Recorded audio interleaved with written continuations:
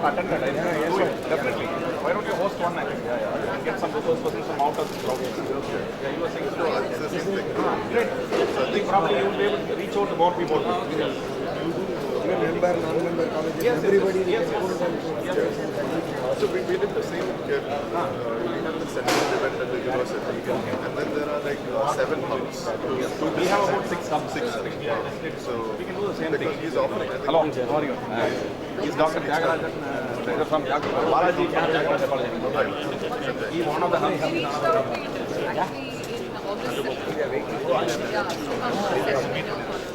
Government Industrial Department. He had been involved in public policy analysis, debates, drafting, approval and implementation of public policies. He had also been involved in drafting, debates and approval of national policies of consumers in India. I now request Thiru K. Rajaraman, the Principal Secretary and Director of EDI, to enlighten us with the presentation. All of you, I'll just run through a very brief version of this, of the book which has been given to you. It basically, the startup policy of the AICTE and this, they are all the same, more or less the same. I will talk about certain aspects of the ecosystem, which I think, which I believe is a starting point. And after which I think Dr. Sahasrabudhe and his team will present the startup policy, which is about the competency development process. So,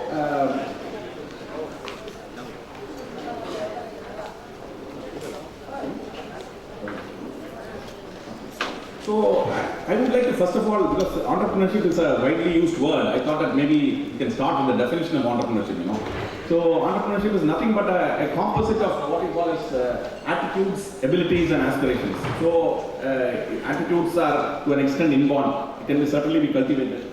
And we know about abilities. Abilities are maybe something very close to skills, right? Nothing, something to ability to like say networking or maybe risk taking. So these are all some of the abilities that persons can grow. I mean, they may have certain level of these skills, but they can grow to substantial extent. And finally, aspirations. Aspirations are something which are very deeply personal, right? So it's very difficult to create. You can probably facilitate aspirations, but then the aspiration is something to do with the individual, right? So you will have to a student or a faculty or anybody for that matter, I think, has to have a belief that probably that entrepreneurship is his for him or her. So and it probably is about the passion and the belief that maybe whatever I'm going to do is going to change the world and so on and so forth. So therefore, the composition of all these. And the long and short of this definition is that a lot of this can be grown. I think though people say that entrepreneurship cannot be taught, it is true that it cannot be taught. But to a large extent it can be facilitated, it can be supported, it can be encouraged and maybe grown to a substantial extent. So, so the point here is that it is an intangible which colleges can facilitate and grow in individuals who are studying in the campus as well as in faculty members and so on and so forth. Now, entrepreneurship is also many things to many people. Even the street vendor out in the street is an entrepreneur. And it could be said that he or she contributes substantially to the economy. Certainly yes, because if you take the numbers, I think probably the micro entrepreneurs are the largest numbers in our country. And they generate the largest, though in terms of GDP, their contribution may be a little small. But in terms of numbers, in terms of persons who are involved and maybe the jobs they create, they are quite substantial. So they are as important to the economy as us. But as far as engineering institutions are concerned, I guess we should be looking at a higher level of entrepreneurship which is focused on innovation. So we should also look at the point here I'm trying to make is that what is the kind of entrepreneurship space that we want to be in? Is it just routine proven businesses or is it going to be those disruptive new businesses? That is a question, that $1 million question that we've got to address. So obviously, I would therefore go with the definition of Joseph Schumpeter, great economist, who talks about the theory of creative disruption. That innovative products tend to disrupt the market, displacing a lot of these new existing products and services, and then giving rise to developing either a new market or probably a new range of customers or a new range of satisfaction or value in the marketplace. So it is these kind of entrepreneurs, these breed of entrepreneurs that we should strive to promote. Though certainly in the beginning, when you say get started with an entrepreneurship program in your campus, maybe a lot of these startups could be very routine proven business models. That's fair enough, nothing wrong. But ultimate goal or the ultimate aim for a campus should be to reach this slightly rarefied level of disruptive businesses. And as I said earlier in the morning, MSMEs are very important for this country because they create a far more number of jobs than probably large businesses. So therefore, they're very important from the point of view of providing employment for our youngsters. So if you look at other countries, like for instance the EU, 60% of jobs come from SMEs. Germany is about 80%, South Korea is 90%, India is only about 40%. So therefore, we have a long way to go in probably creating the environment for new businesses to grow, and also to reduce the pain of doing business, or what we call it, improve the ease of doing business. And if you look at by 2020, 63% of India's population would be of working age, which would be about, say, about 80 crores, which is a huge number, right? So how are we going to give the employment that is required for this new generation of youngsters? If you look at the Tamil Nadu scenario for that matter, we have about 84 lakh job seekers registered on employment exchange as of last year, who are shown as not registered. Maybe let's assume that about 50% is not updated. Even if that were the case, we have about 40 lakh people, or at least 30 lakh people who are unemployed. And if you look at the number of unemployed postgraduates, or probably underemployed, engineering graduates, we have about 1.7 lakhs. And out of which, and another 9 lakhs who are engineering PGs. So many of them are unemployed or underemployed. So that's not good for the economy, and therefore we got to find out ways and means of using their capacities and capabilities. So again, coming back to this, the level of entrepreneurship, we talked about the kind of entrepreneurship we aspire to reach. So if you look at the macro picture, I think countries go through this phase, of a growth.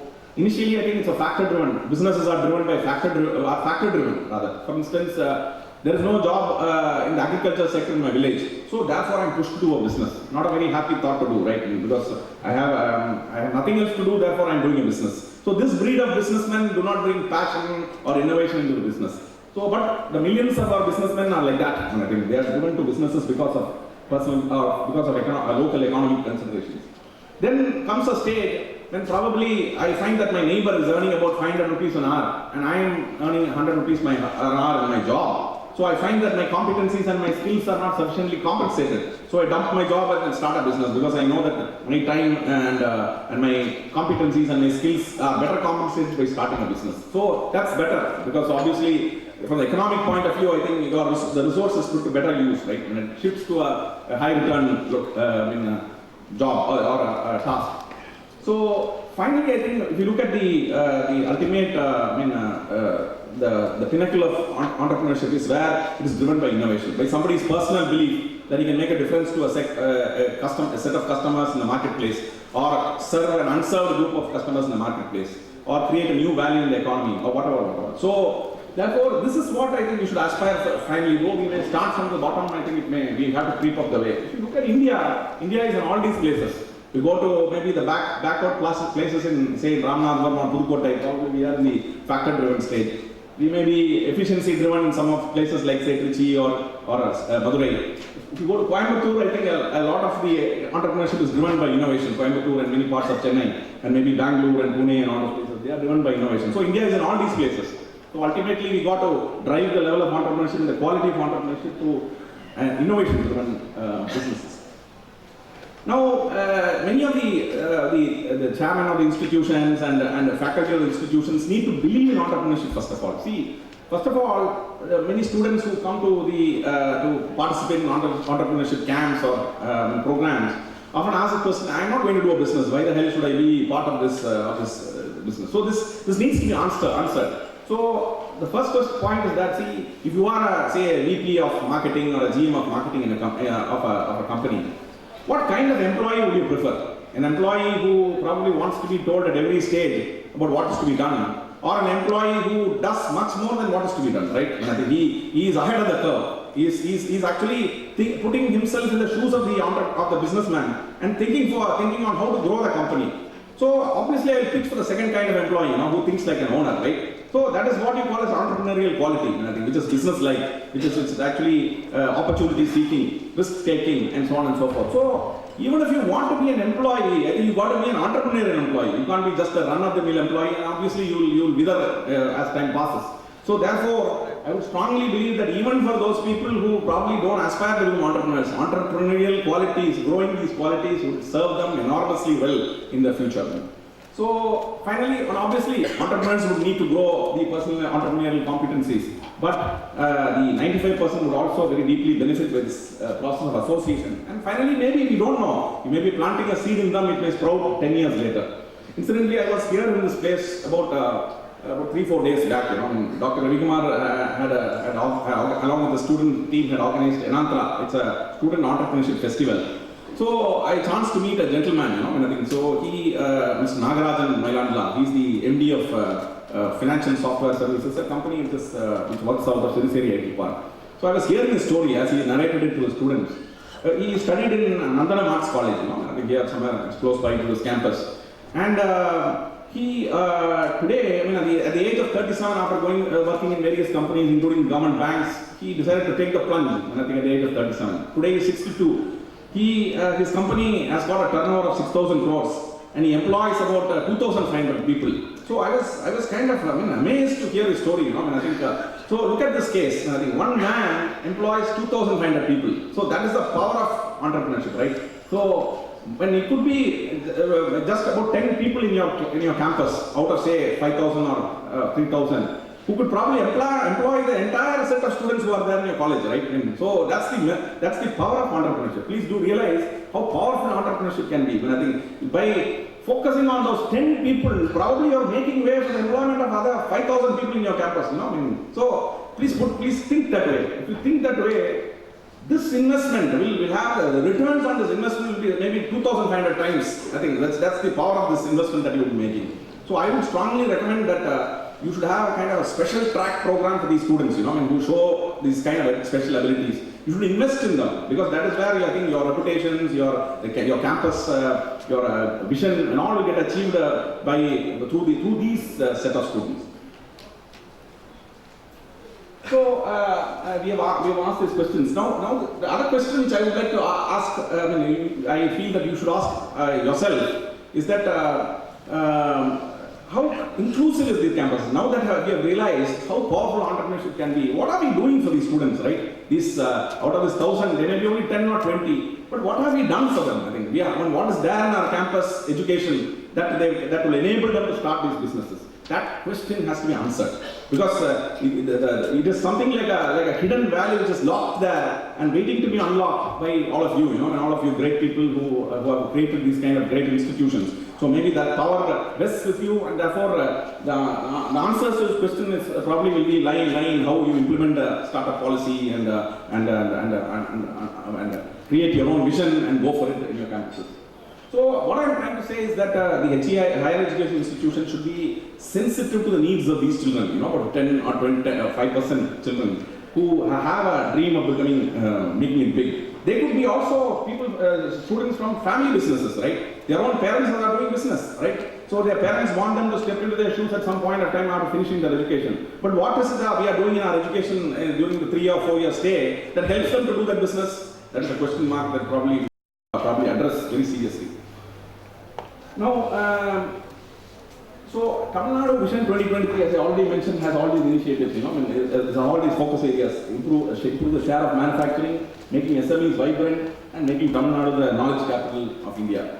And at EDI, our goal is to create an aspirational entrepreneurship culture across the state, which is opportunity driven, not need driven, and enhance the support ecosystem for entrepreneurs. That is why we are working. We want all of you to join hands and then work together with each other to see that we probably have a larger enough movement which will give the critical mass for all the aspiring entrepreneurs to make it big. So we are therefore working with about 170 campuses now. I think many of you are here already. I think we want this to reach out to more campuses so that probably we will more of these students who nurture these dreams will find their dreams coming true. No, so the theory, the hypothesis that we have put forward here is that the placement culture is good, certainly. And I think obviously jobs are the way to go to ensure that the dreams of the students come true. Because all of them want to earn money, right? Parents want them to earn money, they want to do well in life. So probably the job is the first way to go. So, and maybe it is possible that down the line, maybe as they build capital, they grow their competencies and the confidence grows, they may even become an entrepreneur, who knows. So therefore, placement culture is not bad, it's a very good system, no doubt about that. But it's not good enough, that's the point that I'm trying to make here. And many colleges are indifferent to entrepreneurship development and innovation. And I think many campuses are doing outstanding level, I have not mentioned that, sorry.